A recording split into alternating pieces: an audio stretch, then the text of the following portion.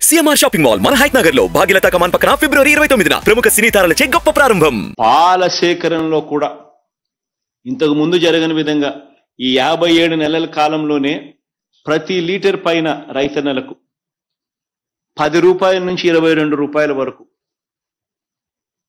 ఆవు గేదె పాలు చూస్తే కేవలం ఈ 57 నెలల్లోనే రేట్లు పెరిగాయి. ఇంతకు ముందుకు ఇప్పటికీ ఈ 57 నెలల కాలంలోనే 10 రూపాయల నుంచి 22 రూపాయలు.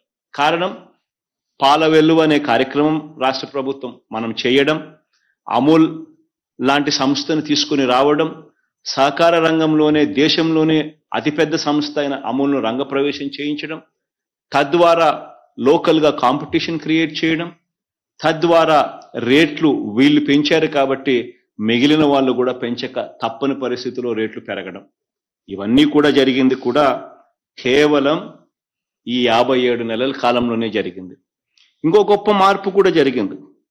100 సంవత్సరాల క్రితం మన భూముల సర్వే జరిగింది బ్రిటిషర్స్ కాలంలో.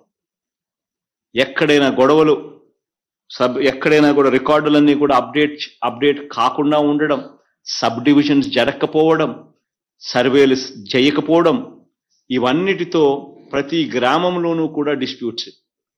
వీటి అన్నిటినీ కూడా చెక్కు పెడుతూ 100 సంవత్సరాల తర్వాత మళ్ళీ సమగ్ర భూ సర్వే చేపట్టి రికార్డులన్నీ కూడా అప్డేట్ చేసి ఏకంగా రిజిస్ట్రేషన్ ప్రక్రియను కూడా గ్రామ స్థాయిలో సచివాలయం పరిధిలోకి తీసుకొచ్చిన గొప్ప మార్పు కూడా జరుగుతూ ఉన్నది కూడా ఈ 57 నెలల్లోనే అని చెప్పడానికి కూడా గర్వపడతా ఉన్నా. ఇప్పుడు జరగని విధంగా మరో గొప్ప మార్పు కూడా జరిగింది.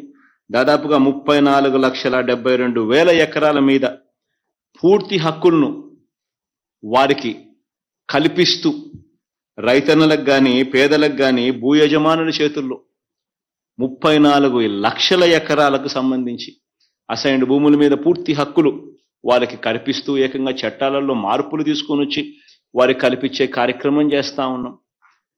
పిఓటి లిస్టులు ఇవన్నీ కూడా తీసుకొచ్చి దాదాపుగా 34,72,000 ఎకరాల మీద పూర్తి హక్కులు కల్పిస్తూ రైతన్నలకు పేదలకు భూ యజమానుల చేతుల్లో ఉంచిన ప్రభుత్వం కూడా కేవలం ఈ 57 నెలల కాలంలోనే జరిగిందని కూడా చెప్పడానికి గర్వపడతా ఉన్నా.